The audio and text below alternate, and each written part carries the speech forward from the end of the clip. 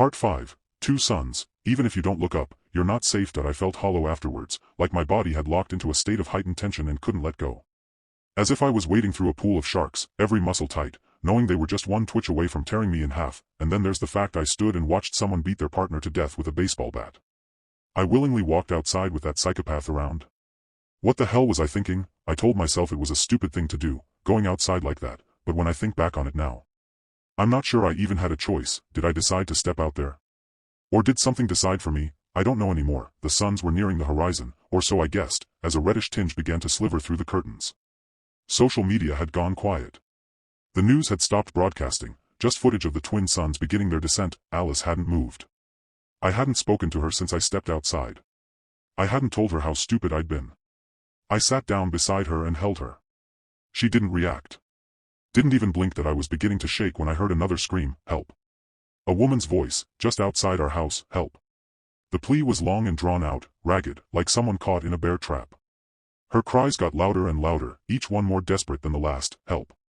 I pulled away from Alice and stumbled to the front door again. I didn't open it this time.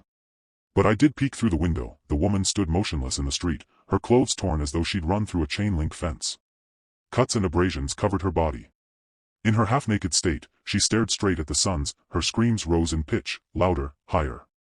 Her whole body trembled, and the sound she made became wrong, strained, gurgling, warping, as if her body no longer knew how to produce a scream. Then it stopped. Something rose from her throat, her jaw dislocated with a sickening snap, cheeks tearing violently as a split opened from chin to scalp.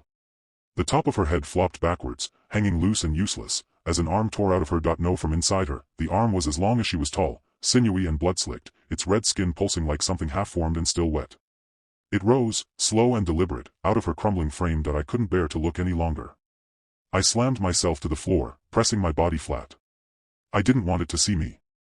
I didn't want it to know I was there. The sounds that followed were worse.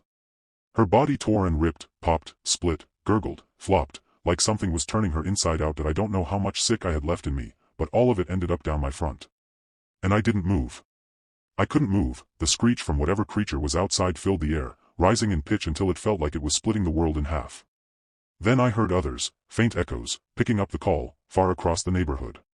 A chorus of things that should not exist. I sobbed quietly, trying not to breathe too loud. After a while, the thing outside left. I slowly peeled myself off the floor and sat back against the wall, arms wrapped around my knees.